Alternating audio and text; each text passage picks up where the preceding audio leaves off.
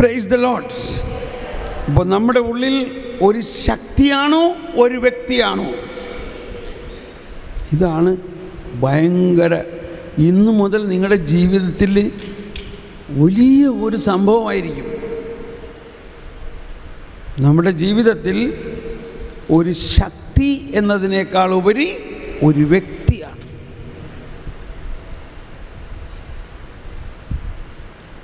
John Paul രണ്ടാമൻ മാർപ്പാപ്പയുടെ പ്രസിദ്ധമായ പ്രബോധനങ്ങളിൽ പരിശുദ്ധാത്മാവിനെക്കുറിച്ച് പറയുമ്പോൾ ജോൺ പോൾ രണ്ടാമൻ മാർപ്പാപ്പ പറയാറുള്ളത് ഇങ്ങനെയാണ്: പഴയ നിയമത്തിൽ കർത്താവിൻ്റെ ആത്മാവ് യേശുവിൻ്റെ മേൽ, വ്യക്തിയായ യേശുവിൻ്റെ മേൽ, ആണുങ്ങളുടെ മേൽ വരുമെന്നാണ് പഴയ നിയമത്തിലൊക്കെ പറഞ്ഞേക്കുന്നത്. പെണ്ണുങ്ങളുടെ മേൽ ആത്മാവ് വരുമെന്ന് പഴയ നിയമത്തിൽ എങ്ങും പറഞ്ഞിട്ടില്ല. ആണുങ്ങൾ ക്ഷമിക്കണം കേട്ടോ.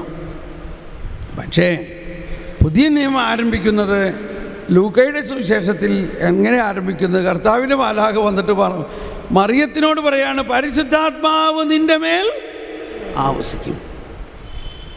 കണ്ടോ? അതൊരു ശക്തിയല്ല.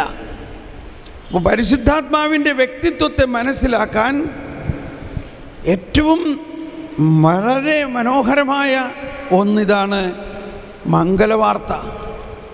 എന്താണ് മംഗലവാർത്തയിൽ? എന്താണ് മനുഷ്യാവതാരം?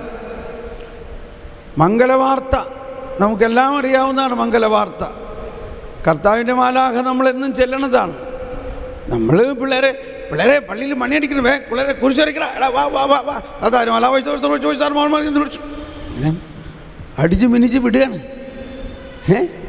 കുരിശടിക്കണം പിള്ളേരെ, ആ കുരിശടിച്ച് എന്താ കുരിശടിക്കണം, കർത്താവിൻ്റെ അല വിളിച്ചു.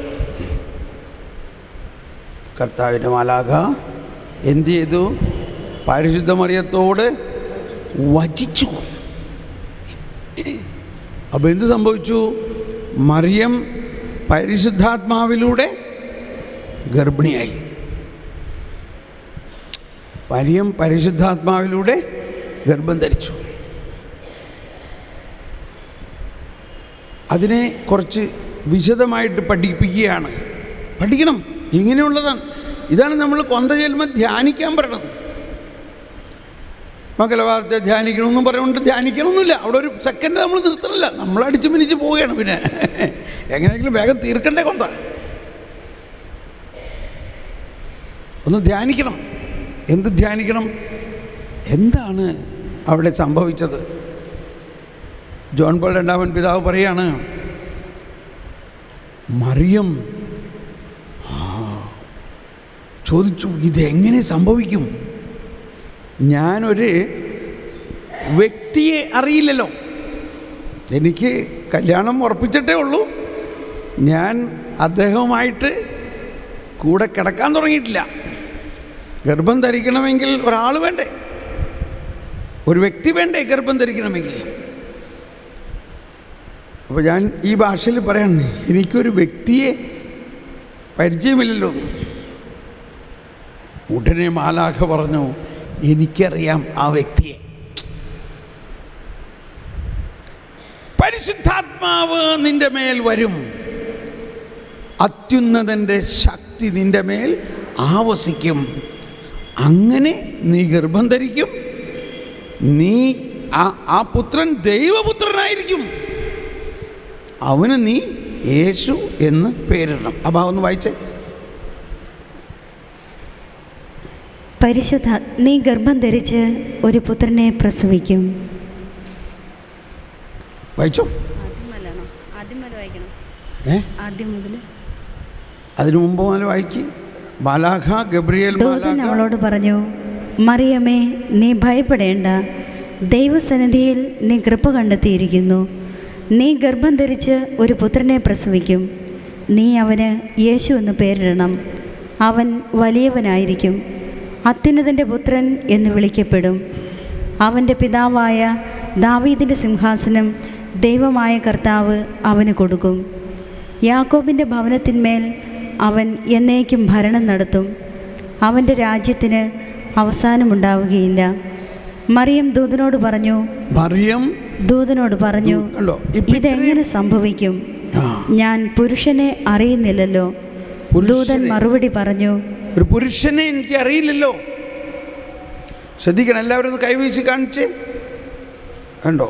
മാലാഖ പറഞ്ഞു, നീ ഗർഭം ധരിക്കും, നീ ഒരു പുത്രനെ പ്രസവിക്കും. നിനക്കുണ്ടാകാൻ പോകുന്നത് പെൺകുട്ടിയായിരിക്കില്ല, ആൺകുട്ടിയായിരിക്കും. അവൻ അത്യുന്നതൻ്റെ പുത്രൻ എന്ന് വിളിക്കപ്പെടും. അപ്പം അവൻ്റെ അപ്പൻ ആരാണ്? അത്യുന്നതനാണ്. അവനെ തുറന്ന് വായിക്കാം. അവൻ്റെ പിതാവായ ദാവീദിൻ്റെ സിംഹാസനം ദൈവമായ കർത്താവ് അവന് കൊടുക്കും. യാക്കോബിൻ്റെ ഭവനത്തിന്മേൽ അവൻ എന്നേക്കും ഭരണം നടത്തും. അവൻ്റെ രാജ്യത്തിന് അവസാനം ഉണ്ടായിരിക്കില്ല. ഇതെല്ലാം പറഞ്ഞപ്പോൾ പറയാണ്, മറിയം ദൂതനോട് പറഞ്ഞു, ഇതെങ്ങനെ സംഭവിക്കും?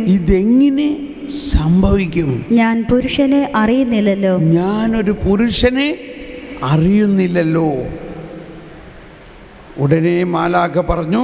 ദൂതൻ മറുപടി പറഞ്ഞു. എല്ലാവരും കരമുയർത്തി ശബ്ദമുയർത്തിയേറ്റ് പറഞ്ഞുകൊണ്ട് ദൂതൻ മറുപടി പറഞ്ഞു, പരിശുദ്ധാത്മാവ് നിന്റെ മേൽ വരും. അത്യുന്നതന്റെ ശക്തി നിന്റെ മേൽ ആവസിക്കും. ആകയാൽ ജനിക്കാൻ പോകുന്ന ശിശു പരിശുദ്ധൻ ദൈവപുത്രനും എന്ന് വിളിക്കപ്പെടും. ശ്രദ്ധിക്കണുണ്ടോ? ഇപ്പോൾ ആദ്യം മാലാഖ പറഞ്ഞു ഗർഭിണിയാവണ കാര്യം ആരായിരിക്കും എന്നെല്ലാം കഴിഞ്ഞപ്പോൾ മറിയം പറയാണ്, ഞാനൊരു പുരുഷനെ അറിയില്ലല്ലോ. ഞാൻ ഗർഭിണിയാകണതിനൊരു പുരുഷൻ വേണ്ടേ? ഉടനെ മാലാഖ പറഞ്ഞു, ആ പുരുഷൻ മനസ്സിലാക്കണം, ആ പുരുഷൻ ആരായിരിക്കും? പരിശുദ്ധാത്മാവാണ്.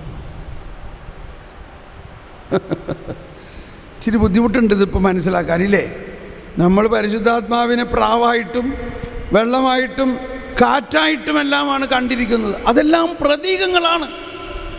എന്നാൽ പരിശുദ്ധാത്മാവ് ആരാകുന്നു? പരിശുദ്ധാത്മാവ് ഒരു വ്യക്തിയാകുന്നു. എങ്ങനെയുള്ള വ്യക്തി? പെണ്ണാണോ ആണാണോ? പെണ്ണാണോ ആണാണോ? ആണാണ്. വിഷമിക്കല്ലേ? പുരുഷൻ, ഒരു പുരുഷ വ്യക്തി. കാരണം ഗർഭം ധരിക്കണ്ടേ? പെണ്ണ് ഗർഭം ധരിക്കണമെങ്കിൽ പെണ്ണിന് ഗർഭം ധരിക്കോ? പെണ്ണ് ഗർഭം ധരിക്കണോ? ആരിൽ നിന്ന് നീ ഗർഭം ധരിക്കും? പരിശുദ്ധാത്മാവിൽ നിന്ന് ഗർഭം ധരിക്കും. പരിശുദ്ധാത്മാവ് നിന്റെ മേൽ. മറിയം, ഇനി അതിനെ ഇത്രയും മാത്രം ചിന്തിക്കുക. ഒന്ന് കൈവീശി കാണിച്ചേ. ഉറങ്ങല്ലേ? വലിയ കാര്യമാണിത്.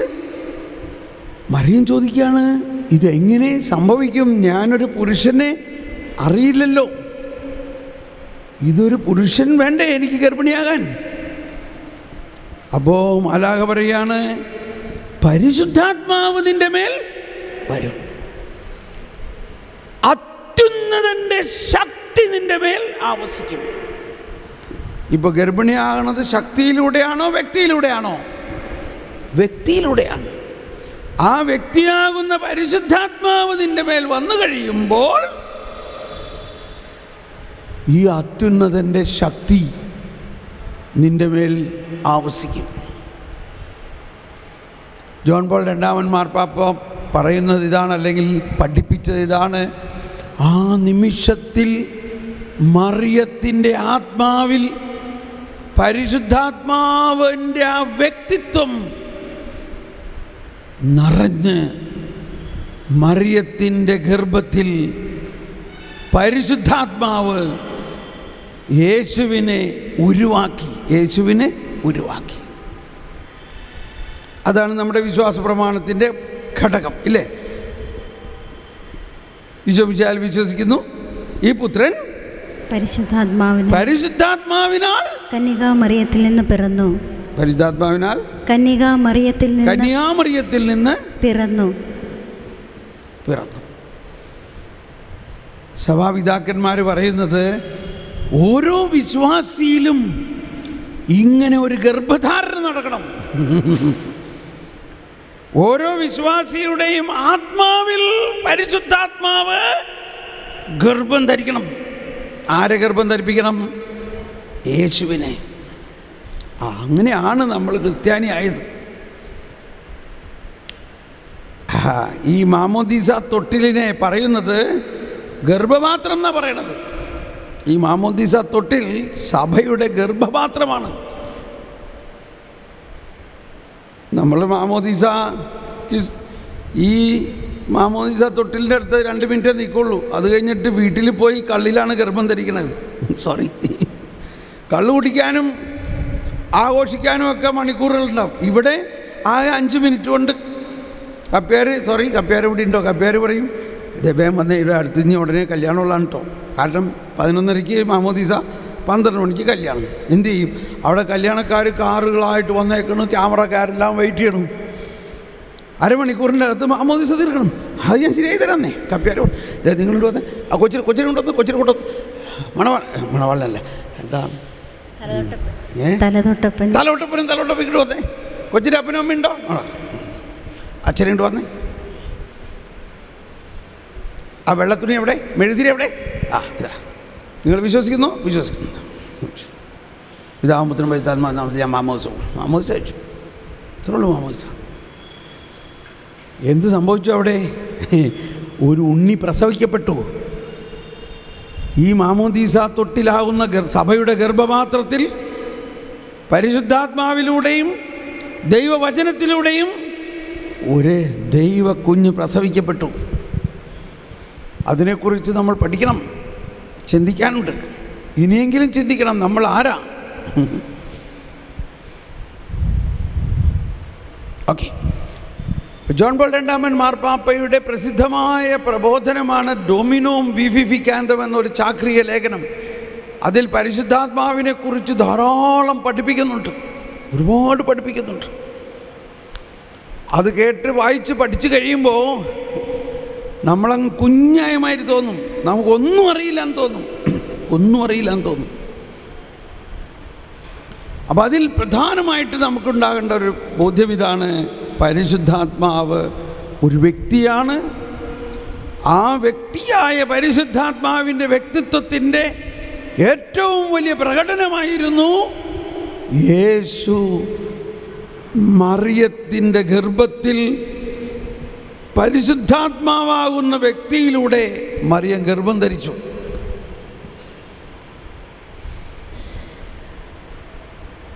നമുക്ക് വിശ്വസിക്കുന്നതിന് ഒരു ബുദ്ധിമുട്ടില്ലല്ലോ ഇല്ലേ?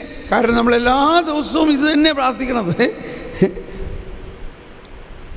പരിശുദ്ധാത്മാവിനാൽ മറിയം ഗർഭം ധരിച്ചു, പുത്രനെ പ്രസവിച്ചു. അപ്പോൾ നമുക്ക് പ്രത്യേകിച്ച് കുടുംബക്കാരായ നമുക്ക് മനസ്സിലാക്കാൻ വളരെ എളുപ്പമാണ്. ഗർഭം ധരിക്കണമെങ്കിൽ ഒരു വ്യക്തി, ആ വ്യക്തി മറിയത്തിനെ ഗർഭം ധരിപ്പിച്ചത് പരിശുദ്ധാത്മാവാണ്. അങ്ങനെ ദിവ്യകുമാരൻ.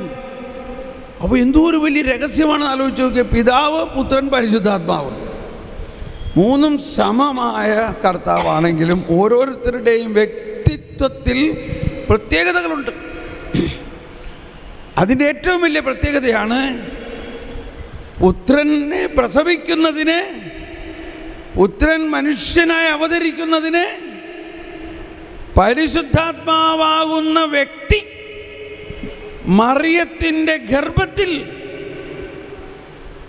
പുത്രനെ ഉരുവാക്കി എന്നുള്ളതാണ് പരിശുദ്ധാത്മാവിൻ്റെ പ്രവൃത്തിയുടെ ഏറ്റവും വലിയ ഒരു പ്രവൃത്തി. ഒന്ന് പ്രൈസ് ദി ലോർഡ് പറഞ്ഞ് ഹല്ലേലൂയ.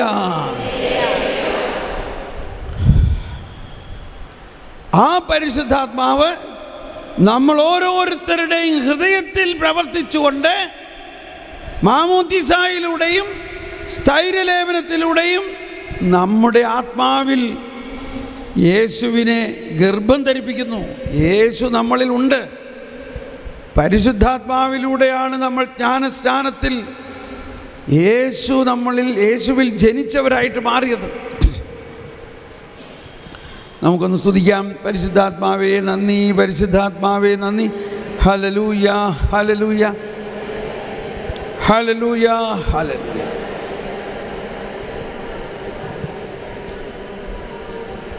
Praise the Lord. ഇനി പഠിക്കാൻ പോകുന്നത്, ഈ യേശു മനുഷ്യപുത്രനായി വന്ന യേശു ദൈവപുത്രനാണ്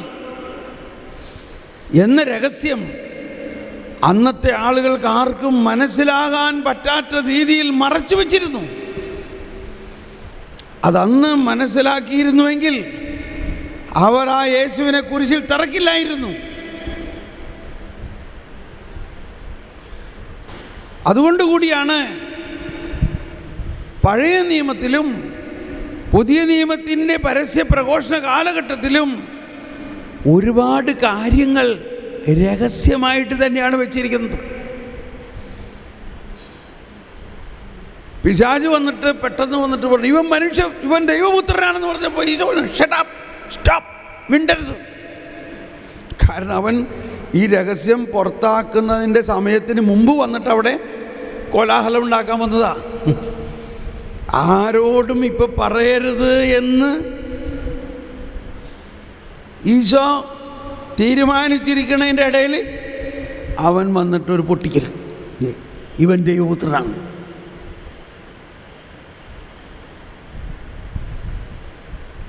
ഇവൻ ദൈവപുത്രനാണെന്ന് പിശാച് പറഞ്ഞിട്ട് വേണം അറിയാൻ. ഓക്കെ, അപ്പോൾ യേശുവിൻ്റെ പരസ്യ ജീവിത കാലഘട്ടത്തിൽ സുവിശേഷങ്ങളിൽ പറഞ്ഞിരിക്കുന്ന ഒരുപാട് ഓരോ വചനങ്ങൾക്കും അതിൻ്റെ അക്ഷരാർത്ഥത്തിലല്ല, വളരെ ആഴമായ വ്യത്യസ്തമായ അർത്ഥമുണ്ട്. അതിനൊരു ഉദാഹരണം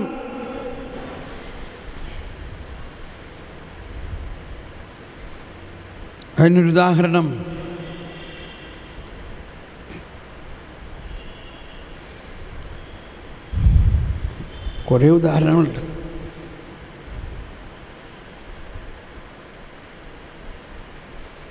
ഒരു ഉദാഹരണം പറയാട്ടോ. മത്തായി 11:11. മത്തായി 11:11. മത്തായി 11:11. സത്യമായി ഞാൻ നിങ്ങളോട് പറയുന്നു, സ്ത്രീകളിൽ നിന്ന് ജനിച്ചവരിൽ സ്നാവ യോഹന്നാനേക്കാൾ വലിയവനില്ല. എങ്കിലും സ്വർഗരാജ്യത്തിലെ ഏറ്റവും ചെറിയവൻ അവനേക്കാൾ വലിയവനാണ്. ഇതൊരുപാട് നമ്മൾ കേട്ടിട്ടുള്ളതാണ് ഇല്ലേ? സ്ത്രീകളിൽ നിന്ന് ജനിച്ചവരിൽ, എല്ലാവരും നേരിട്ട് പറഞ്ഞേ, സ്ത്രീകളിൽ നിന്ന് ജനിച്ചവരിൽ സ്നാവ യോഹന്നാനേക്കാൾ വലിയവനില്ല. അത്രയും ഭാഗം ആദ്യം എടുക്കാം. അതായത് ഈ പഴയ നിയമത്തിലെ പ്രവാചകന്മാരെല്ലാവരും മിശിഹ വരുമെന്നും അവൻ ഇന്നിൻ്റെ മാതിരി ആയിരിക്കും എന്നെല്ലാം പ്രവചിച്ചിട്ടുണ്ട്. പക്ഷെ മിശിഹായെ കണ്ടിട്ടില്ല, ആരും കാണാനുള്ള ഭാഗ്യം ഉണ്ടായിട്ടില്ല. എന്നാൽ സ്നാവ യോഹന്നാനോ മിശിഹായെ മുഖാമുഖം കാണാനും അതിനേക്കാൾ ഉപരി മിശിഹായെ സ്നാനപ്പെടുത്താനുമുള്ള ഭാഗ്യം കിട്ടി. എന്തോ ഒരു വലിയ ഭാഗ്യം! ഒന്ന് കൈവീശി കാണിച്ചേ, എന്തോ ഒരു വലിയ ഭാഗ്യമാണ്. ആണോ അല്ലയോ? പക്ഷേ ഇനി അടുത്ത് പറയാൻ പോണ ശ്രദ്ധിച്ച് കേൾക്കണം. അതിനേക്കാളും ഭാഗ്യമുള്ള ഒരാളെക്കുറിച്ചാണ്. എങ്കിലും സ്വർഗരാജ്യത്തിലെ, എല്ലാവരും ശബ്ദമുയർത്തി കരമുയർത്തി, എങ്കിലും സ്വർഗരാജ്യത്തിലെ ഏറ്റവും ചെറിയവൻ അവനേക്കാൾ വലിയവനായിരിക്കും. അതാരാ? ഈ സ്നാപയോഹന്നാനേക്കാൾ വലിയവൻ. സ്നാപയോഹന്നാനോ സ്ത്രീകളിൽ നിന്ന് ജനിച്ചവരിൽ ഏറ്റവും വലിയവൻ. അവനേക്കാൾ വലിയവനായിരിക്കും.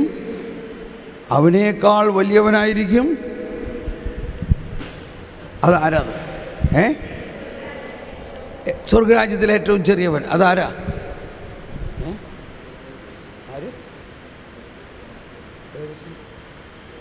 ഓക്കെ, ചിന്തിക്കുക. അതാരെക്കുറിച്ചാണ് പറയണത്? ഇതാണ് 2000 വർഷമായിട്ടും നമ്മൾ 19-60 വയസ്സായിട്ടും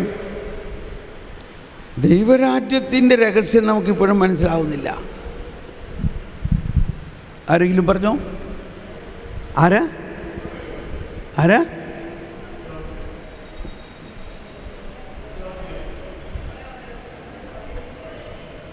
ആരെക്കുറിച്ചാണെന്ന്? നമ്മളെക്കുറിച്ചാണെന്നാ? നമ്മൾ അതല്ലേ പറഞ്ഞത്? അങ്ങനെയാണോ? അതാരാ പറഞ്ഞേ? ഒന്ന് കൈയടിച്ച് എല്ലാവരും ഒന്ന് കണ്ടോ? അറിയണ ആൾക്കാരുണ്ട് ഇല്ലേ?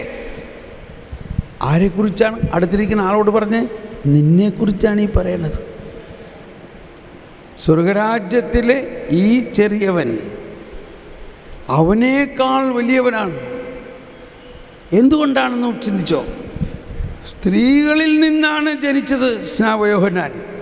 നമ്മളും സ്ത്രീകളിൽ നിന്നാണ് ജനിച്ചതെങ്കിലും യേശുക്രിസ്തുവിൽ വിശ്വസിക്കുന്നതിലൂടെ, ജ്ഞാനസ്നാനത്തിലൂടെ നമ്മൾ ദൈവത്തിൽ നിന്ന് ജനിച്ചവരായി മാറിയിരിക്കുന്നു. നമ്മൾ ദൈവമക്കളായി മാറിയിരിക്കുന്നു. നശ്വരമായ ബീജത്തിൽ നിന്നല്ല, അനശ്വരമായ ദൈവവചനത്തിൽ നിന്നും പരിശുദ്ധാത്മാവിൽ നിന്നും ജനിച്ചു. നമ്മുടെ ഭക്ഷണം എന്താ ഇവിടെ? നമ്മളോ കർത്താവ് ഈശോ മിശിഹായെ തന്നെ, ഈശോ മിശിഹായുടെ ശരീരവും രക്തവും നമുക്ക് ഭക്ഷണമായി ലഭിക്കുന്നു. ഇത് സ്നാപയോഹന്നാന് കിട്ടിയിട്ടുണ്ടോ? ഇത് പഴയ നിയമത്തിൽ ഏതെങ്കിലും പ്രവാചകന്മാർക്ക് കിട്ടിയിട്ടുണ്ടോ?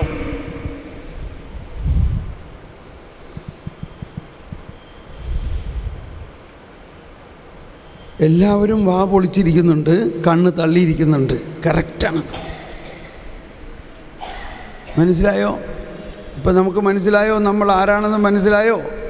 നമ്മളെ കർത്താവ് എങ്ങനെയാണ് കാണുന്നത്? നമ്മൾ പറയുമ്പോൾ പറയും, ആ കഴുതയോട് ഞാൻ പല പ്രാവശ്യം പറഞ്ഞിട്ടുണ്ടെന്നൊക്കെ പറയും. കർത്താവിന് എന്തോ ഒരു പ്രയാസം ഉണ്ടാവും നോക്കി. കർത്താവ് നമ്മൾ ആരായിട്ടാണ് കാണുന്നത്? ഒന്നുകൂടി വായിച്ചേ, 11:11. സ്ത്രീകളിൽ നിന്ന് ജനിച്ചവരിൽ സ്നാപയോഹന്നാനേക്കാൾ വലിയവനില്ല, എങ്കിലും സ്വർഗരാജ്യത്തിലെ ഏറ്റവും ചെറിയവൻ അവനേക്കാൾ വലിയവനാണ്. അതാണ്. മനസ്സിലായോ ഇല്ലയോ? ഇന്നിഞ്ഞ് ഉറക്കം വരില്ല, രാത്രി ഒന്നും ഇനി ഉറങ്ങാൻ പറ്റില്ല. ഇതൊക്കെ മനസ്സിലായി കഴിഞ്ഞാലുണ്ടല്ലോ ഉറങ്ങാനേ പറ്റില്ല. നമ്മൾ ആരാ? ഇപ്പം ചില സമയത്ത് നമ്മൾ ധ്യാനങ്ങൾക്കൊക്കെ പാട്ടുകാർ ഇങ്ങനെ പാടുവേ. ചില സ്ഥലത്ത് ഞാനിങ്ങനെ ടോക്ക് കൊടുക്കാൻ വേറെ സ്ഥലത്തൊക്കെ വിളിക്കുമ്പോൾ നമ്മുടെ മ്യൂസിക് ഗ്രൂപ്പിനെ ഒന്നും കൊണ്ടുപോകില്ല, ഞാൻ ഒറ്റയ്ക്ക് പോകും.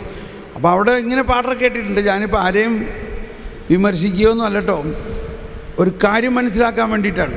നമ്മൾ പാട്ടുകളിങ്ങനെ പലരും പാടുന്നുണ്ട്, പാടണം.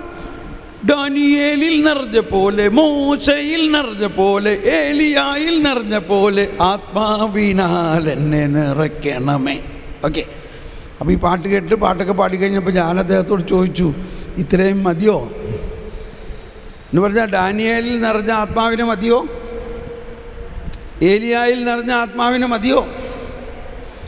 അപ്പോൾ നമ്മൾ പറയും, അയ്യോ അതെങ്കിലും കിട്ടിയാൽ തന്നെ വലിയ കാര്യമായില്ലേ.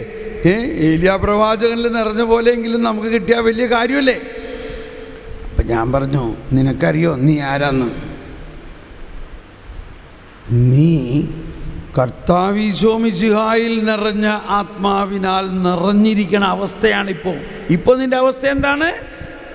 ഈശോ മിശിഹായിൽ നിറഞ്ഞ അതേ അവസ്ഥയിലാണ് ഇപ്പോൾ നമ്മളെല്ലാവരും. അപ്പോൾ നമ്മൾ എന്ത് പാടണം? അതാണ് നമ്മൾ ഈ പാട്ടൊക്കെ പാടുമ്പോൾ ഒരു കവിതയാണെന്ന് ഉദ്ദേശിച്ച് പാടിക്കോളൂ. പക്ഷെ നമ്മൾ കാര്യം മനസ്സിലാക്കണം. എന്താ കാര്യം? നമ്മൾ ആരാ? ഈശോ മിശിഹായിൽ നിറഞ്ഞ അതേ ആത്മാവിൻ്റെ നിറവിലാണ് നമ്മളിപ്പോൾ. ആത്മാവിൻ്റെ അതേ നിറവിലാണ് നമ്മളിപ്പോൾ. ആ നിറവിലാണ് നമ്മളിപ്പോൾ. ഒരു 2 മെഴുകുതിരിയും തീപ്പെട്ടിയും കൊണ്ടുവരാൻ പറഞ്ഞു. അപ്പോൾ പരിശുദ്ധാത്മാവ്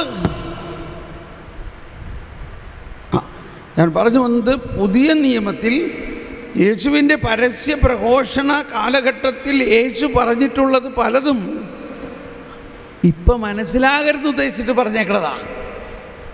പരിശുദ്ധാത്മാവ് വന്നു കഴിയുമ്പോൾ അതാണ് ഈശോ പറഞ്ഞത്, എനിക്ക് ഒരുപാട് കാര്യങ്ങൾ നിങ്ങളോട് പറയാനുണ്ട്, പറയുകയും ചെയ്യുന്നുണ്ട്, എന്നാൽ അതൊന്നും ഇപ്പോൾ നിങ്ങൾക്ക് മനസ്സിലാകില്ല എന്ന് പറയുന്നത് അവിടെ ഉണ്ടായിരുന്ന കുറച്ചാളുകളെക്കുറിച്ചല്ല, ആ സുവിശേഷ കാലഘട്ടത്തെക്കുറിച്ചാണ്. സുവിശേഷ കാലഘട്ടത്തിൽ അത് മനസ്സിലാകില്ല. ആ കാലഘട്ടം കഴിഞ്ഞ് പരിശുദ്ധാത്മാവിൻ്റെ കാലഘട്ടം വരുമ്പോൾ അത് മനസ്സിലാകും. ഒന്ന് കത്തിച്ചേ. ഇപ്പോൾ ഞാനൊരു ഉദാഹരണം കാണിക്കാൻ പോകുന്നത്,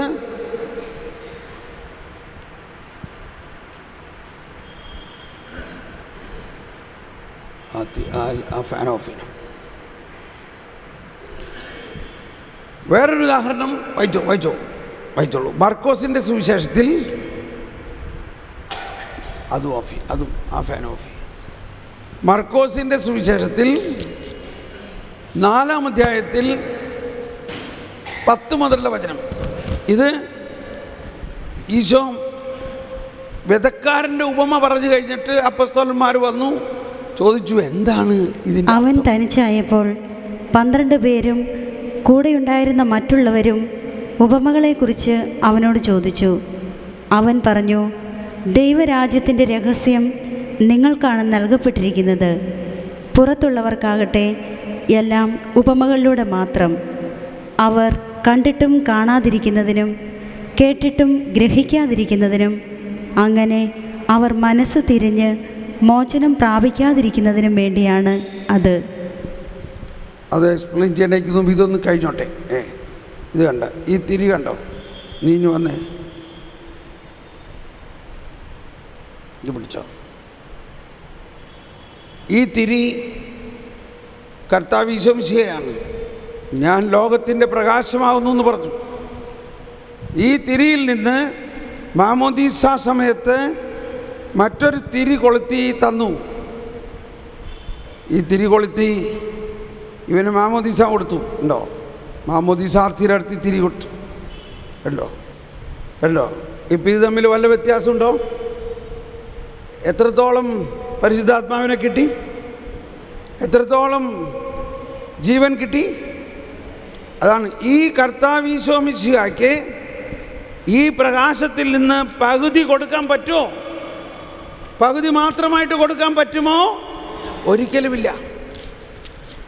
ഡാനിയേലിൽ നിറഞ്ഞ പോലെയോ ഏലിയായിൽ നിറഞ്ഞ പോലെയോ അല്ല, കർത്താവ് ഈശോ മിശിഹായിൽ നിറഞ്ഞ അതേ ചൈതന്യത്തെ പൂർണ്ണമായിട്ട് നമുക്ക് മാമോദീസായിലൂടെ നൽകിയിരിക്കുന്നു. നീ ഇനി ലോകത്തിൻ്റെ പ്രകാശമാകുന്നു. ഇത്ര നാളും പറഞ്ഞു ഈശോ ഞാൻ ലോകത്തിൻ്റെ പ്രകാശമാകുന്നു എന്ന് പറഞ്ഞു. പിന്നീട് ഈശോ പറഞ്ഞു ഇനി നീ ലോകത്തിൻ്റെ പ്രകാശമാകുന്നു. ഈ പ്രകാശം മുഴുവനും ഞാൻ നിനക്ക് തന്നിരിക്കുന്നു. നിങ്ങളിത് വിശ്വസിക്കുന്നുവോ? ഈ തന്നതിൽ പരിശുദ്ധാത്മാവ് യേശുവിൽ നിറഞ്ഞ പോലെ തന്നെയുള്ള പൂർണ്ണമായി പരിശുദ്ധാത്മാവ് നിറഞ്ഞിട്ടുണ്ടോ? അതാണ് ഈശോ ഉത്ഥാനം ചെയ്ത് കഴിഞ്ഞിട്ട് അവരുടെ മേൽ വിശ്വസിച്ചുകൊണ്ട് പറഞ്ഞു, നിങ്ങൾ പരിശുദ്ധാത്മാവിനെ സ്വീകരിക്കുവിൻ, നിങ്ങൾ പരിശുദ്ധാത്മാവിനെ സ്വീകരിക്കുവിൻ. പിതാവ് എന്നെ അയച്ച പോലെ ഞാൻ നിങ്ങളെ അയക്കുന്നു. പിതാവ് എന്നെ അയച്ച പോലെ. പിതാവ് എന്നിൽ നിറച്ചതെല്ലാം ഞാൻ നിന്നിലും നിറയ്ക്കുന്നു. ഒന്ന് സ്തുതിച്ചേ. ഹല്ലേലൂയ, ഹല്ലേലൂയ, ഹല്ലേലൂയ, ഹല്ലേലൂയ. യേശുവേ നന്ദി, പരിശുദ്ധാത്മാവേ നന്ദി, യേശുവേ നന്ദി. ഹല്ലേലൂയ, ഹല്ലേലൂയ, ഹല്ലേലൂയ, ഹല്ലേലൂയ, ഹല്ലേലൂയ. പിതാവ് എന്നെ അയച്ച പോലെ ഞാൻ നിങ്ങളെ അയക്കുന്നു. പരിശുദ്ധാത്മാവിനെ സ്വീകരിക്കുവിൻ. Praise the Lord. ഇവിടെ മനസ്സിലാക്കേണ്ടത് ഒരു ശക്തിയല്ല, വ്യക്തിയാണ്. വ്യക്തിയെ നിന്നുണ്ടാകുന്ന ശക്തിയാണ് ശക്തി. വ്യക്തിയായ ആ പരിശുദ്ധാത്മാവ് നമ്മളെ വിട്ടൊരിക്കലും പോയില്ല. ഇനി നമുക്ക് ആ വചനത്തിൻ്റെ വ്യാഖ്യാനത്തിലേക്ക് വരാം. മർക്കോസ് 4-ാം അധ്യായത്തിൽ 10 മുതലുള്ള വചനത്തിൽ പറയുന്നത് വായിച്ചോ. അവൻ തനിച്ചായപ്പോൾ 12 പേരും കൂടെ ഉണ്ടായിരുന്ന മറ്റുള്ളവരും ഉപമകളെ കുറിച്ച് അവനോട് ചോദിച്ചു. അവൻ പറഞ്ഞു ദൈവരാജ്യത്തിന്റെ രഹസ്യം.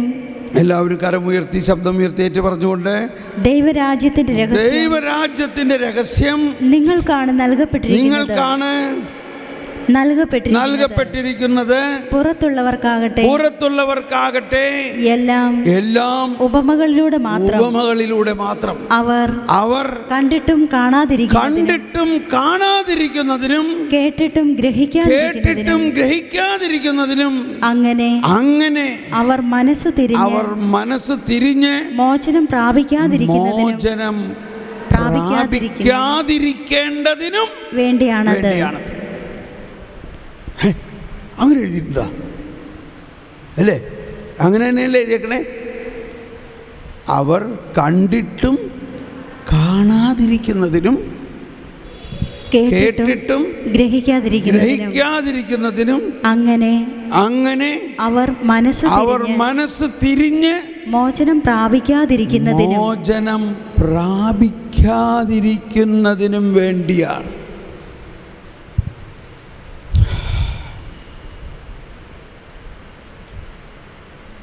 എന്താ ഇതിൻ്റെ അർത്ഥം? കർത്താവ് ഈശോ വന്നത് എല്ലാവർക്കും മോചനം കൊടുക്കാൻ വേണ്ടിയല്ലേ? അല്ലേ? ലോകം മുഴുവനും മോചനം കൊടുക്കാൻ വേണ്ടിയല്ലേ ഈശോ വന്നത്? അപ്പോൾ ഇങ്ങനെ ഈശോ പറഞ്ഞതിൻ്റെ അർത്ഥം എന്താണ്? അപ്പോൾ ഇതെല്ലാമാണ് അന്നത്തെ കാലത്ത് ആർക്കും മനസ്സിലായില്ല. ഇത് ഈ വെതക്കാരൻ്റെ ഉപമ തന്നെ അപ്പോസ്തലന്മാർക്ക് മനസ്സിലായില്ല. അവർ വന്നിട്ട് ചോദിക്കുകയാണ്, എന്താ ഇതിൻ്റെ അർത്ഥം? അപ്പോൾ പിന്നെ ബാക്കിയുള്ള ആളുകൾക്ക് മനസ്സിലാവുമോ? എന്തുകൊണ്ടാണ് യേശു ഉപമകളിലൂടെ പറഞ്ഞത്? അവർക്കിപ്പോൾ മനസ്സിലാകരുത്. അവർ ഇപ്പം അതിനെ എളുപ്പം മനസ്സിലാക്കാൻ വേണ്ടി ഞാനൊരല്പം വാക്ക് ചേരുന്നത് ഇതാണ്: അവർക്ക് ഇപ്പോൾ മനസ്സിലാകരുത്. അവരിപ്പോൾ കണ്ടിട്ട് കാണരുത്. ഇപ്പോൾ അവർ മാനസാന്തരപ്പെട്ട് ഇപ്പോൾ എൻ്റെ അടുത്തേക്ക് വരരുത്. മനസ്സിലായോ? ഇവരെല്ലാവരെയും രക്ഷിക്കപ്പെടണമെന്ന് തന്നെയാണ് ദൈവത്തിൻ്റെ ആഗ്രഹം. പക്ഷേ രക്ഷ എപ്പോഴാണ് സംഭവിക്കുക? അവർ യേശുവിൽ കണ്ടു, യേശുവിനെ വിശ്വസിച്ചത് കൊണ്ട് മാത്രം രക്ഷ സംഭവിക്കില്ല. രക്ഷ സംഭവിക്കണമെങ്കിൽ മറ്റെന്ത് സംഭവിക്കണം? യേശു കുരിശിൽ പീഡ അനുഭവിച്ച് പാപത്തിന് പരിഹാരം ചെയ്യണം.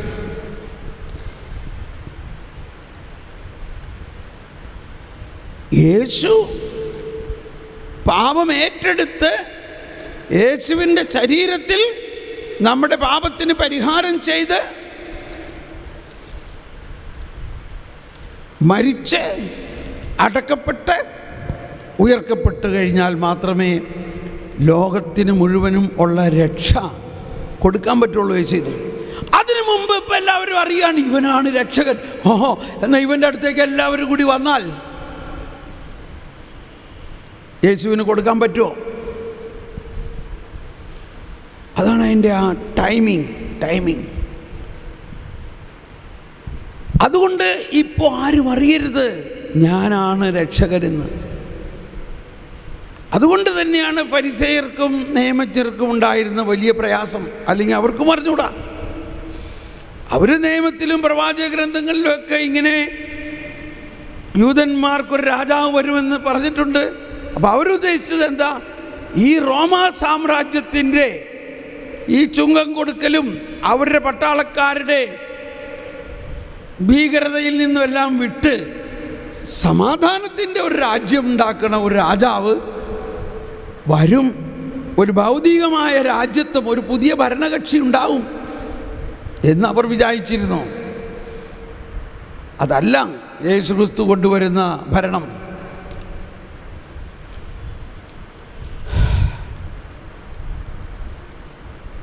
അതുകൊണ്ട് അവർക്കും മനസ്സിലായില്ല. അവരും ഭൗതികമായിട്ടൊരു കാഴ്ചപ്പാടിലാണ് നടന്നത്. ഭൗതികമായ ഒരു പുതിയ ഭരണകൂടം ഉണ്ടാവും, ഒരു പുതിയ രാജാവ് ഉണ്ടാവും. അവരിന്നുവരെ കണ്ടേക്കുന്നതെല്ലാം ഇസ്രായേലിൽ പല രാജാക്കന്മാർ വന്ന് അതിൽ ദാവീദിൻ്റെ രാജാത്വമാണ് ഏറ്റവും ഇഷ്ടമായത്. അങ്ങനെ അതേ ശൈലിയിൽ ഭരിക്കുന്ന ദാവീദിൻ്റെ പോലെ തന്നെ ഭരിക്കുന്ന വേറൊരു രാജ്യത്വം ഉണ്ടാവും.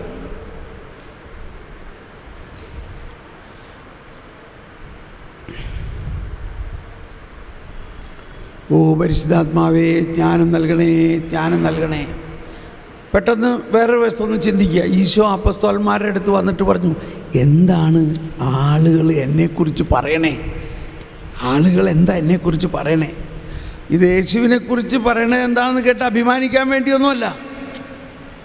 ആളുകൾക്ക് ഈ രഹസ്യം മനസ്സിലായിട്ടുണ്ടോ? അപ്പോൾ അവർ പറഞ്ഞു, പലരും പറയണത് വലിയൊരു പ്രവാചകൻ വന്നിട്ടുണ്ട്. ഒരാൾ പറഞ്ഞു, ചിലർ പറയണത് ജെറമിയായാണെന്ന് പറഞ്ഞു, ചിലർ പറയുന്നത് യോഹന്നാൻ മൗന്താന മരിച്ചുയർത്തതാണെന്ന് പറഞ്ഞു, ചിലർ പറയുന്നത് ഏലിയ തിരിച്ചു വന്നേക്കാണെന്ന് പറഞ്ഞു. ഗുഡ്. അതിൻ്റെ അർത്ഥം ആർക്കും മനസ്സിലായിട്ടില്ല, ഇത് മിശിഹായാണെന്ന് മനസ്സിലായിട്ടില്ല എന്ന് യേശു മനസ്സിലാക്കുകയാണ് അവിടെ. ശരിയായില്ലേ? എന്നിട്ട് ഈശോ ചോദിച്ചു, നിങ്ങളെന്താ പറയണേ? ഞാൻ ആരാണെന്നാണ് നിങ്ങൾ പറയണേ? അപ്പോൾ അവരങ്ങോട്ടും ഇങ്ങോട്ടും നോക്കാൻ തുടങ്ങി. ആദ്യം ഇത്ര നാൾ കൂടെ നടന്നിട്ടും ഇദ്ദേഹം ആരാണെന്ന് ആർക്കും പറയാൻ പറ്റുന്നില്ല. അതാണ് മറച്ചു വയ്ക്കപ്പെട്ടിരിക്കുകയാണത്. പെട്ടെന്ന് ഒരാൾ കൈവക്കി. പത്രോസ് പറഞ്ഞു, നീ ജീവിക്കുന്ന ദൈവത്തിൻ്റെ പുത്രനായ മിശിഹായ. പത്രോസ് കോളറൊക്കെ പൊക്കിയപ്പോൾ കർത്താവ് പറഞ്ഞു, യോനായുടെ പുത്രനായ ശമയോനെ, ജഡരക്തങ്ങളല്ല നിനക്കിതിപ്പോൾ വെളിപ്പെടുത്തി തന്നത്, എൻ്റെ സ്വർഗസ്ഥനായ പിതാവ് നിനക്ക് ഇപ്പോൾ ഇത് വെളിപ്പെടുത്തി തന്നത്. നീയാണ് പത്രോസ്, പാറ. ഈ പത്രോസിൽ, ഈ പാറയിൽ ഞാൻ എൻ്റെ പള്ളി പണിയും. നീ അനുഗ്രഹീതനാണ്, നിൻ്റെ കയ്യിൽ ഞാൻ താക്കോലുകൾ തരും. അതുകൊണ്ടാണ് നിനക്കിത് വെളിപ്പെടുത്തി തന്നത്.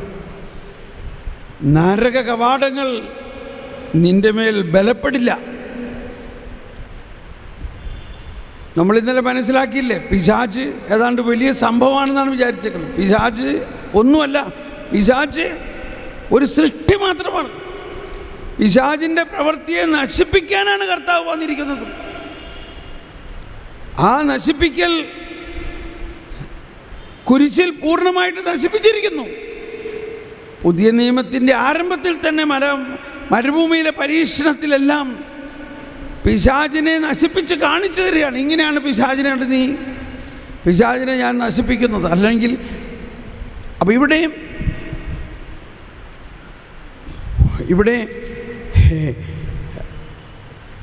ഇത്രയും പറഞ്ഞു കഴിഞ്ഞപ്പോൾ ഈശോ പറഞ്ഞു, നിങ്ങളിത് ആരോടും പറയരുത്. കേട്ടോ, വീണ്ടും പറയാണ്, നിങ്ങളിത് ആരോടും പറയരുത് എന്ന് പറഞ്ഞിട്ട് ഈശോവിനെ കൊണ്ട് ആരോടും എന്നും പറയരുതെന്നല്ല പറഞ്ഞു. ഇപ്പോൾ നിങ്ങൾ ആരോടും പറയരുത്. എന്താ? എനിക്ക് ജെറുസലേമിലേക്ക് പോകണം, അവിടെ ആളുകൾ എന്നെ നോക്കി നിൽക്കുകയാണ്. എന്തിനാണ്? മാലയിടിക്കാനാണോ? കൊല്ലാൻ. എന്തിനാണത്? എഴുതപ്പെട്ടിരിക്കുന്നതെല്ലാം പൂർത്തിയാകണം. അവൻ പാപികളുടെ കരങ്ങളിൽ ഏൽപ്പിക്കപ്പെടും, അവനെ അവർ പീഡിപ്പിക്കും, അവനെ അവർ അടിക്കും, അവൻ്റെ മുഖത്തവർ കാർപ്പിച്ച് തുപ്പും, അവനെ അവർ കുരിശിൽ തറയ്ക്കും. എന്നാൽ 3-ാം ദിവസം അവൻ ഉയർത്തെഴുന്നേക്കും. ഇത്രയും കേട്ടപ്പോഴേ സ്നേഹം നിറഞ്ഞ പത്രോസിനും കൂട്ടർക്കും ചങ്കിൽ ഭയങ്കര വേദനയില്ല. അവരോട്, അയ്യോ, അങ്ങനെയാണ് ഈ കർത്താവേ, പോകണ്ട, നീ പോകണ്ട, നിന്നെ ഞങ്ങൾ വിട്ടില്ല, ഇവിടെ നിൽക്ക്. ഇതന്നെയല്ലേ നമ്മളും പറയുള്ളൂ. കല്യാണം കഴിച്ച പെണ്ണായാലും അവിടെ നിന്ന് വിളിച്ചു പറയും, ഇവിടെ എന്നെ അടിക്കുകയാണ് എന്ന്. എന്താ നീ ഇങ്ങോട്ട് പോരെ വേണ്ടേ എന്ന് പറയുള്ളൂ, ഇല്ലേ? ഇതല്ലേ അമ്മമാർ പറയണത്. എന്നാ നീ അവൻ്റെ കൂടെ നിൽക്കണ്ട, ഇങ്ങോട്ട് പോരെ. പ്രശ്നം ഉണ്ടാവുന്നിടത്ത് പോകണ്ടെന്നാ പറയാ. ഈശോ പറയാണ്, അവിടെ എന്നെ അവർ നോക്കി നിൽക്കുകയാണ്, ഞാൻ വേഗം പോകണം. അയ്യോ അങ്ങ് പോകരുത്. കണ്ടോ, 2 മിനിറ്റ് മുമ്പ് ഈശോ പറഞ്ഞു, പത്രോസേ നീ അനുഗ്രഹീതൻ എന്ന് പറഞ്ഞ അതേ നാവ് കൊണ്ട് ഈശോ പറയാണ്, പത്രോസേ എൻ്റെ പിന്നാട്ട് പോവുക, പിശാചേ ദൂരെ പോകും, നിന്റെ ചിന്തകൾ ദൈവികമല്ല. കണ്ടോ, പ്രവൃത്തിയല്ല, ചിന്ത. നീ എനിക്ക് തടസ്സം നിൽക്കുകയാണ്. ഇപ്പോൾ ഒന്ന് ആലോചിച്ച് നോക്കി, ഈ പത്രോസിന് യേശുവാണ് മിശിഹ എന്ന് മനസ്സിലായിട്ടപ്പോൾ, യേശു പീഡിപ്പിക്കപ്പെടും, യേശുവിനെ അവർ കൊല്ലുമെന്ന് മനസ്സിലായപ്പോൾ, പത്രോസ് തന്നെ ഈ മെസ്സിയാനിക് അല്ലെങ്കിൽ ഈ യേശുവിൻ്റെ രക്ഷാകര പദ്ധതിക്ക് തടസ്സം നിൽക്കുകയാണ്. അതിൻ്റെ രഹസ്യം മനസ്സിലാക്കാതെ ഇപ്പോൾ പലസ്തീനിൽ ഉള്ള ആളുകൾ ഈ 5 അപ്പം കൊണ്ട് 5000 പേര് ഭക്ഷിച്ചവരെല്ലാവരും യേശുവാണ് മിശിഹ എന്ന് മനസ്സിലാക്കുകയാണെങ്കിൽ, അവൻ്റെ കൂടെ കൂടിയ വലിയ ജനാവലി മുഴുവനും മനസ്സിലാക്കുകയാണെങ്കിൽ അവരെന്ത് ചെയ്തേനെ? അവർ യേശുവിനെ തൊടാൻ സമ്മതിക്കുമോ? യേശുവിൻ്റെ പീഡാനുഭവത്തിനും കുരിശുമരണത്തിനും തടസ്സം നിന്നേനെ. അങ്ങനെ തടസ്സമുണ്ടാകാതിരിക്കാനും യേശുവിൻ്റെ രക്ഷാകരമായ സഹനത്തിന് തടസ്സമുണ്ടാകാതിരിക്കാനും വേണ്ടിയിട്ട് അതിൻ്റെ രഹസ്യം അതുവരെ വെളിപ്പെടുത്തിയിട്ടില്ല. ഇപ്പോൾ നമ്മൾ വിചാരിച്ചിട്ടുണ്ട് ചിലപ്പോഴൊക്കെ, ഞാൻ വിചാരിച്ചിട്ടുണ്ട് ചിലപ്പോൾ, യേശു എന്തിനാണ് വെറും 3 വർഷം സുവിശേഷം പ്രഘോഷിച്ചത്? യേശുവിന് കുറേ നാൾ, ഒരു 19 വർഷമൊക്കെ നിന്നിട്ട് ഈ മോശയെ പോലെയും ആദത്തിനെ പോലെയൊക്കെ കുറേ നാളൊക്കെ ജീവിക്കായിരുന്നില്ലേ? എന്നാൽ പിന്നെ വേഗം ലോകം മുഴുവൻ സുവിശേഷമാകും എന്നൊക്കെ പണ്ട് ഞാൻ വിചാരിച്ചിരുന്നു. പക്ഷേ സുവിശേഷം ആകണമെങ്കിൽ എന്തു വേണം? യേശു വേഗം ജീവൻ ബലിയർപ്പിച്ചാലേ സുവിശേഷമാകുകയുള്ളൂ. യേശുവിൻ്റെ പരസ്യ ജീവിതത്തിലൂടെ ആ സുവിശേഷത്തിൻ്റെ രഹസ്യത്തിൻ്റെ ഒരു വിത്ത് പാകിയിട്ടേ ഉള്ളൂ. വിത്ത് വിത്ത് വിത്ത് അത് മുളയ്ക്കുമ്പോഴേക്കും യേശു മരിക്കണം. അതുകൊണ്ടാണ് യേശു പറഞ്ഞു, ഞാൻ വേഗം പോകണം, ഞാൻ പോയാലേ അവൻ വരികയുള്ളൂ. കണ്ടോ, അവൻ പരിശുദ്ധാത്മാവ് വരികയുള്ളൂ. ഇവിടെയാണ് മനസ്സിലാക്കേണ്ടത്, ആരാണ് ഈ പരിശുദ്ധാത്മാവെന്ന് ജോൺ പോൾ രണ്ടാമൻ പറഞ്ഞിരിക്കുകയാണ്. യേശുവിൻ്റെ ആത്മദാനമാണ്. യേശുവിൻ്റെ ആത്മദാനമാണ്. പരിശുദ്ധാത്മാവ് പഴയ നിയമത്തിലൊക്കെ ഉണ്ടെങ്കിലും ഈ പരിശുദ്ധാത്മാവ് യേശുവിൻ്റെ ആത്മദാനത്തിലൂടെയാണ് നമ്മളിലേക്ക് വന്നിരിക്കുന്നത്. ആത്മദാനം, സാക്രിഫൈസ്, സാൽവഫിക് സാക്രിഫൈസ് എന്ന് പറയും, രക്ഷാകരമായ ആത്മദാനം. ആ ആത്മദാനത്തിന് ശേഷമേ ഈ പരിശുദ്ധാത്മാവിന് നമുക്ക് ലഭിക്കുകയുള്ളൂ. അതുകൊണ്ടാണ് അതിനു മുമ്പ് അത് കൊടുക്കാൻ പറ്റാത്തതും, അതുകൊണ്ടാണ് അതിനു മുമ്പ് അവർക്കത് മനസ്സിലാക്കാൻ പറ്റാത്തതും. അതാണ് ഫരിസേയരും നിയമജ്ഞരുടെയും അന്ധതയായിരുന്നു. എന്നാൽ അവർക്ക് യേശു പല പ്രാവശ്യം ഇത് പറഞ്ഞു, നിങ്ങൾ അറ്റ്ലീസ്റ്റ് കരുണയുള്ളവരാകും. ദൈവം കരുണയാണെന്ന് നിങ്ങളുടെ പഴയ നിയമത്തിൽ തന്നെ പറഞ്ഞിട്ടില്ലേ? ഈ 10 കൽപ്പനകളുടെ സാരാംശം എന്താ? 10 കൽപ്പനകളുടെ സാരാംശം? നിന്നെപ്പോലെ നിന്റെ അയൽക്കാരനെ സ്നേഹിക്കുക, പൂർണ്ണ ഹൃദയത്തോടും പൂർണ്ണ മനസ്സോടും ദൈവത്തെ സ്നേഹിക്കുക, നിന്നെപ്പോലെ നിന്റെ അയൽക്കാരനെ സ്നേഹിക്കുക. കൽപ്പനകളുടെ സാരാംശം സ്നേഹമാണ്. എന്നാൽ ഫരിസേയരും നിയമജ്ഞരും ഈ കൽപ്പനകളെ ദൈവത്തെക്കാളും എന്തോ വലിയ സംഭവമായിട്ട് കണക്കാക്കി. കൽപ്പന കർക്കശമായിട്ട് പാലിക്കുന്നതിലൂടെയാണ് ദൈവനീതി എന്നുള്ള ഒരു അന്ധമായ തെറ്റായ ഒരു പ്രബോധനം അവർ പരത്തി. അങ്ങനെ കൽപ്പനകളെ എങ്ങനെയെങ്കിലും കർക്കശമായി പാലിച്ചാൽ രക്ഷിക്കപ്പെടും, അല്ലെങ്കിൽ നീതീകരിക്കപ്പെടുമെന്ന ഒരു തത്വം അവരങ്ങ് പ്രചരിപ്പിക്കാൻ തുടങ്ങി. അതിനുവേണ്ടിയാണ് സിനഗോഗുകളിൽ അവർ പഠിപ്പിച്ചതെന്ന് പറയുന്നത്. ഈശോയും സിനഗോഗിൽ പഠിപ്പിച്ചിട്ടുണ്ട്. നമ്മളെങ്ങനെ മനസ്സിലാക്കണം അത്?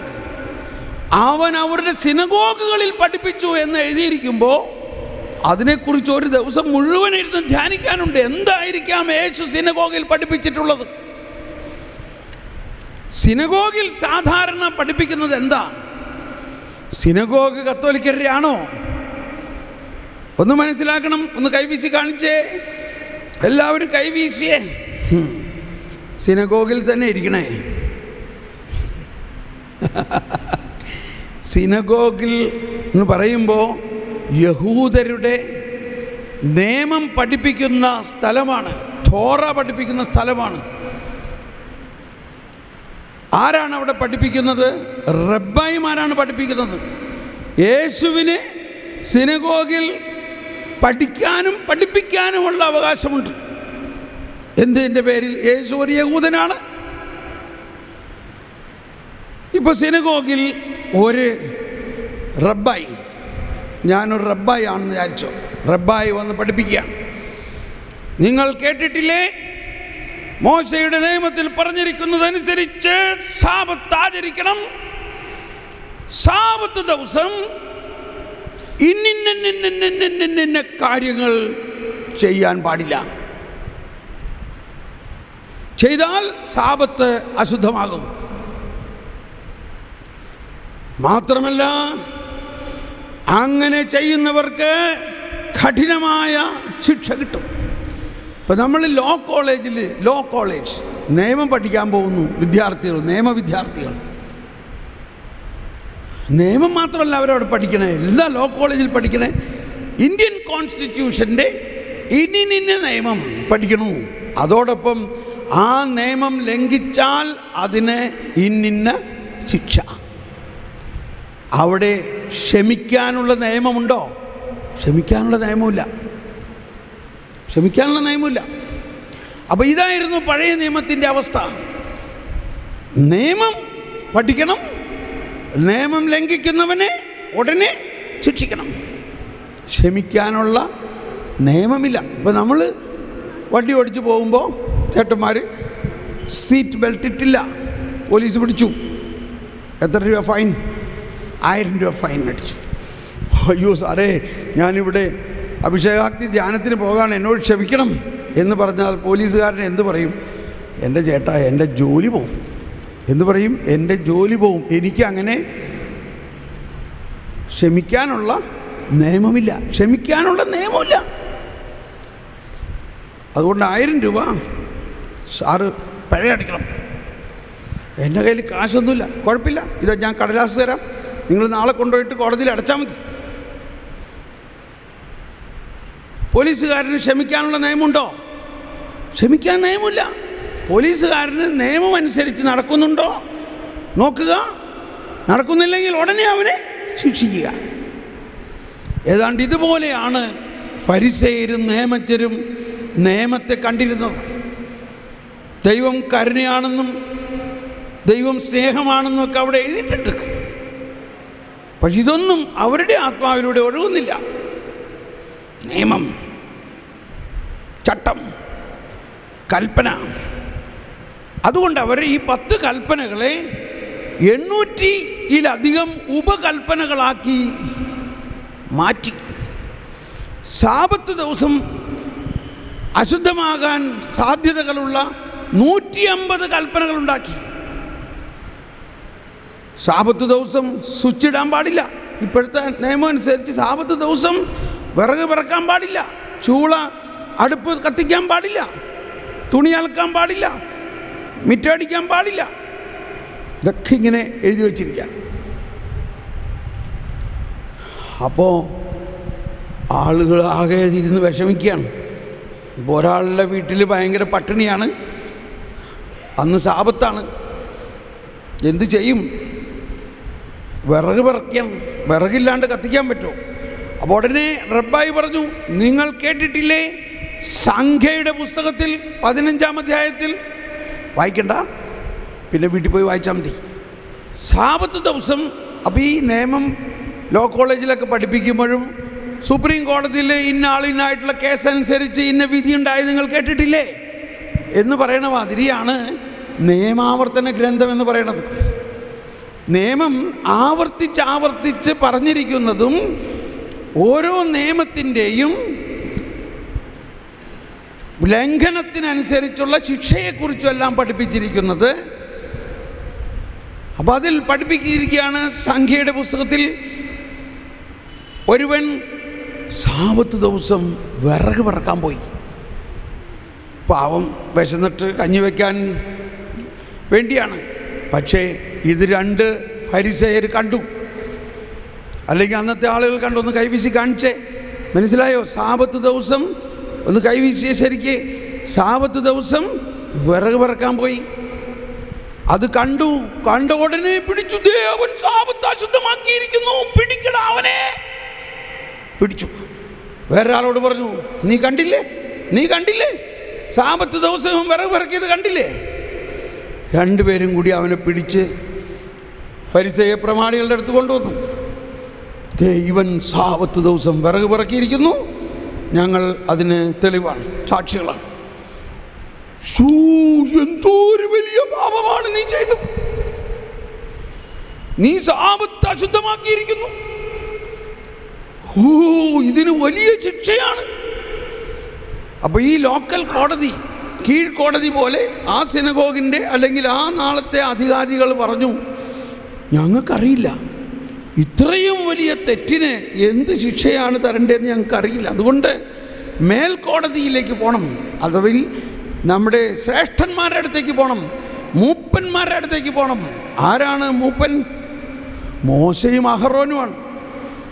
അങ്ങനെ ഇയാളെ കെട്ടി മോശയുടെ അടുത്ത് കൊണ്ടുവന്നു. മോശയോട് പറയാണ്, കർത്താവിൻ്റെ കൽപ്പന ലംഘിച്ചിരിക്കുന്നു,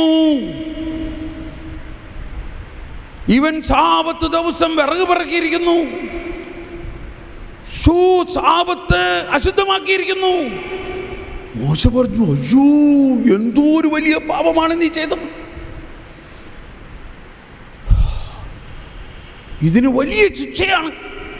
എന്നിട്ട് അവിടെ സംഖ്യയുടെ പുസ്തകത്തിൽ എഴുതിയിരിക്കുന്ന ഇതാണ്, മോശയും അഹറോനും പ്രാർത്ഥിച്ചിട്ട് കർത്താവ് അരുളി ചെയ്തു, ഇവനെ പുറത്തു കൊണ്ടുപോയി കല്ലെറിഞ്ഞ് കൊല്ലുക എന്നതാണ്. ഇത് കേൾക്കുമ്പോൾ നിങ്ങൾക്ക് എന്താ തോന്നണേ? ഇപ്പോൾ നിങ്ങൾക്കൊരു ഹൃദയഭാരം തോന്നുന്നുണ്ടോ? സംശയം, അങ്ങനെ എഴുതിയിട്ടുണ്ടോ എന്ന് തന്നെയാണ് സംശയം. അപ്പോൾ ഈ സിനഗോഗിൽ ഇങ്ങനെയാണ് പഠിപ്പിക്കുന്നത്, ഇന്നിന്ന മാതിരി കൽപ്പന ലംഘിക്കുന്നില്ലെങ്കിൽ ഇന്നിന്ന മാതിരി നിങ്ങൾക്ക് അതിൻ്റെ ശിക്ഷയും ശാപവും ഉണ്ടാകും. ഓക്കെ, ഇന്നത്തെ ക്ലാസ് അവസാനിച്ചു. ഇനി ബാക്കിയുള്ള അടുത്ത കൽപ്പന നാളെ പഠിക്കാം. അങ്ങനെ ഈ റബ്ബായി പോയി. ആളുകളെല്ലാം ഇത് പാലിക്കാൻ പറ്റുമോ? 150 ഉപകൽപ്പനകളുണ്ട് സാബത്ത് ദിവസം. അങ്ങനെ ഇരിക്കുമ്പോൾ ഒരു പുതിയ റബ്ബായി ഇങ്ങനെ കയറി വന്നു. ആരാണ് ഈ പുതിയ റബ്ബായി? കർത്താവ് ഈശോ മിശിഹ വന്നിട്ട് പറഞ്ഞു, ഇതാണ് മത്തായിയുടെ സുവിശേഷത്തിൽ കാണേണ്ടത്, അവൻ അവരുടെ സിനഗോഗുകളിൽ പഠിപ്പിച്ചു എന്നതിൻ്റെ അർത്ഥം, അവൻ സിനഗോഗിൽ പഠിപ്പിച്ചത് മോശ പഠിപ്പിച്ചതല്ല. അവൻ സിനഗോഗിൽ പഠിപ്പിച്ചപ്പോൾ ഇതാണ് പഠിപ്പിച്ചത്. നിങ്ങൾ കേട്ടില്ലേ? നിങ്ങളിപ്പോൾ തന്നെ കേട്ടില്ലേ? പല്ലിന് പകരം പല്ല്, തല്ലിന് പകരം പല്ല്. എന്നാൽ ഞാൻ നിങ്ങളോട് പറയുന്നു, ശത്രുക്കളെ സ്നേഹിക്കുക. നിങ്ങൾ കേട്ടില്ലേ? എന്നാൽ ഞാൻ നിങ്ങളോട് പറയുന്നു, ഒരു കരണത്ത് അടിച്ചവന്, വലത് കരണത്ത് അടിച്ചവന് ഇടത് കരണം കാണിച്ചു കൊടുക്കുക. കണ്ണനിങ്ങോട്ട് വന്ന് ഈ ഒരു ഡെമോൺസ്ട്രേഷൻ ചെയ്യാൻ പോകണം. ഇങ്ങനെ വെച്ച് എൻ്റെ വലതുകരണത്ത് അടിക്കാൻ പോവാണ്. ഇപ്പോൾ എങ്ങനെയാണ് ഒരാൾ വലതുകരണത്ത് അടിക്കണമെന്ന് നോക്കിക്കോട്ടോ. എന്താ പറയുന്നത്? വലതുകരണത്ത് അടിച്ചവന് ഇടതുകരണം കാണിച്ചു കൊടുക്കുക. ഇപ്പം ഇവൻ സാധാരണ അടിക്കേണ്ടത് വലത് കൈ ഉപയോഗിച്ചല്ലേ അടിക്കേണ്ടത്. വലത് കൈ ഉപയോഗിച്ചുകൊണ്ട് അടിക്കുകയാണെങ്കിൽ എവിടെ അടി കിട്ടും? ഒന്ന് അടിച്ച് കാണിച്ചേ. ഇത് കണ്ട, എൻ്റെ ഇടതുവശത്തെ അടി കൊള്ളുള്ളൂ. അപ്പം അതിൻ്റെ അർത്ഥം എന്താ? വലതുവശത്ത് അടിക്കുന്നവന് ഇടതുകരണം കാണിച്ചു കൊടുക്കുക എന്ന് പറഞ്ഞാൽ, ഇപ്പം ഇയാളൊരു ഫരിസേയനാണെന്ന് വിചാരിച്ചോ. ഈ ഫരിസേയ പ്രമാണികൾ ആരെ അടിക്കണേ? പാപികളെ അടിക്കണേ. പാപികളെ അവരവരുടെ വലത് കൈ കൊണ്ട് അടിക്കില്ല. വലത് കൈ കൊണ്ട് അടിച്ചാൽ അവർ അശുദ്ധമായി എന്നുള്ളതാണ് അവരുടെ ചിന്ത. ഇടതുവശം വാസ്തവത്തിൽ അശുദ്ധവശമാണ്, അശുദ്ധകരമാണ്. അതുകൊണ്ട് അവർ പാപികളെ ഏത് കൈ കൊണ്ട് അടിക്കും? ഏത് കൈ കൊണ്ട് അടിക്കും? കണ്ടോ, ഇടത് കൈ കൊണ്ടേ അടിക്കുള്ളൂ. ഈ അർത്ഥത്തിലാണ് പറയുന്നത് വലതുവശത്ത് അടിക്കണവന് ഇടതുവശം കാണിച്ചു കൊടുക്കുക എന്നൊക്കെ. അപ്പോൾ ഈശോ അവർ പഠിപ്പിച്ചതിന് നേരെ, അല്ലെങ്കിൽ അതിൻ്റെ ആന്തരികമായ അർത്ഥം, വ്യഭിചാരം ചെയ്യുന്നവനെ കൊല്ലും അവർ. എന്നിട്ട് ഈശോ പറയാണ്, ഞാൻ നിങ്ങളോട് പറയുന്നു, സ്ത്രീയെ ആസക്തിയോടെ നോക്കുന്നവൻ വ്യഭിചാരം ചെയ്ത് കഴിഞ്ഞു. ആരാണെന്ന് ചെയ്യാത്തത്? അങ്ങനെ ഈ പറയണ ആൾക്കാരൊക്കെ അങ്ങനെ ചെയ്യണവരാ. അവരാരെങ്കിലും കണ്ടുപിടിക്കാൻ പറ്റുമോ? അവരെ കൊല്ലാൻ പറ്റുമോ? എന്നാൽ ഞാൻ വന്നിരിക്കുന്നത് ആസക്തിയോടെ ഹൃദയത്തിൽ വ്യഭിചാരം ചെയ്യുന്നവരുടെ ഹൃദയം മാറ്റി പുതിയ ഹൃദയം നൽകി പരിശുദ്ധാത്മാവിനെ നൽകി വിശുദ്ധീകരിക്കാനാണ് ഞാൻ പറയുന്നത്. അതാണ് പുതിയ നിയമം. എന്നിട്ട് അവസാനം പറയുകയാണ്, ശ്രദ്ധിക്കണം ഈ വചനം, ഒന്ന് കൈവീശി കാണിച്ച്, ഈ വചനം വളരെ ശ്രദ്ധിക്കണം. എന്നിട്ട് ഈശോ പറയുകയാണ്, ഇങ്ങനെ ഈ നിയമങ്ങൾ പാലിക്കാൻ അധ്വാനിക്കുന്നവരെ, നിങ്ങൾ ചിന്തിക്കേണ്ട ഞാൻ നിയമത്തെ റദ്ദാക്കാനാണ് വന്നതെന്ന് വിഷാദിക്കേണ്ട, ഇതിനെ പൂർത്തിയാക്കാനാണ് ഞാൻ വന്നത്. നിങ്ങൾക്ക് സ്വയമേവ ഈ നിയമത്തെ പൂർത്തിയാക്കാൻ പറ്റില്ല. ഈ നിയമങ്ങൾ ഒന്നുകൂടി കൈവീശേ, ഈ വചനം കേൾക്കുമ്പോൾ ഹൃദയം ശ്രദ്ധിക്കണേ. ഈ നിയമങ്ങൾ പാലിക്കാൻ അധ്വാനിക്കുന്നവരെ, അത് പാലിക്കാൻ പറ്റാത്തത് മൂലം അതിൻ്റെ പാപവും അതിൻ്റെ ശിക്ഷയും അതിൻ്റെ ശാപത്തിൻ്റെയും ഭാരം ചുമക്കുന്നവരെ, നിങ്ങൾ എൻ്റെ അടുക്കൽ വരുവിൻ, ഞാൻ ആ പാപം ഏറ്റെടുക്കാം, നിങ്ങൾക്ക് അതിൽ നിന്ന് വിമോചനം നൽകാം. ഈ വചനത്തിന് ഇങ്ങനൊരർത്ഥമുണ്ടെന്ന് നമ്മൾ മനസ്സിലാക്കിയിട്ടുണ്ടോ? നമ്മൾ മനസ്സിലാക്കിയേക്കണത് ഈ മനുഷ്യന്മാർ കഷ്ടപ്പെടും. ഞാൻ തന്നെ ഏതാണ്ട് 20 വർഷത്തോളം ഇങ്ങനെ പ്രഘോഷിച്ചിരുന്നു. ഓ, ഈ ആളുകളുടെ കഷ്ടതയും ബുദ്ധിമുട്ടുകളും എന്തോ ഒരു ഭാരമാണ്, അവരുടെ കുടുംബ ഭാരം, ജോലി ഭാരം. ആ ഭാരത്തെക്കുറിച്ചല്ലേ അല്ല അവിടെ പറയുന്നത്. ഈശോ പറയുന്ന ഭാരം ഒരാത്മാവിലുള്ള പാപത്തിൻ്റെ ഭാരമാണത്. ആദത്തിൻ്റെ പാപം മൂലം കലുഷിതമായ ആ പാപം മാറ്റാൻ പറ്റാത്ത അവസ്ഥയിലാണ് ഈശോ പറയുന്നത് അണലി സന്തതികളെ എന്ന് പറയുമ്പോൾ നമ്മൾ മനസ്സിലാക്കണം, അത് ഈശോ കോപിച്ചിട്ട് പറയണതല്ല. മറ്റു ഭാഷകളിൽ അതിനിങ്ങനെയാണ് പരിഭാഷ, അണലിപ്പാമ്പിൻ കുഞ്ഞുങ്ങളെ. തമിഴിൽ പറയുന്നത് വെരിയൻ പാമ്പിൻ പൈതങ്ങളെ നിങ്ങൾ എപ്പിടി നന്മ ചെയ്യ മുടിയും എന്ന് പറഞ്ഞാൽ, പാമ്പ് കുഞ്ഞിൻ്റെ ഉള്ളിൽ വിഷം വന്നത് പാമ്പ് കുഞ്ഞിൻ്റെ കുറ്റമാണോ? പറയും.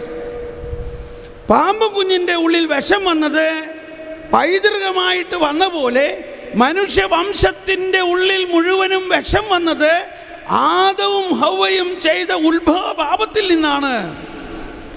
അതിന് പരിഹാരം ചെയ്യാൻ വേണ്ടിയാണ് ഞാൻ വന്നിരിക്കുന്നത്.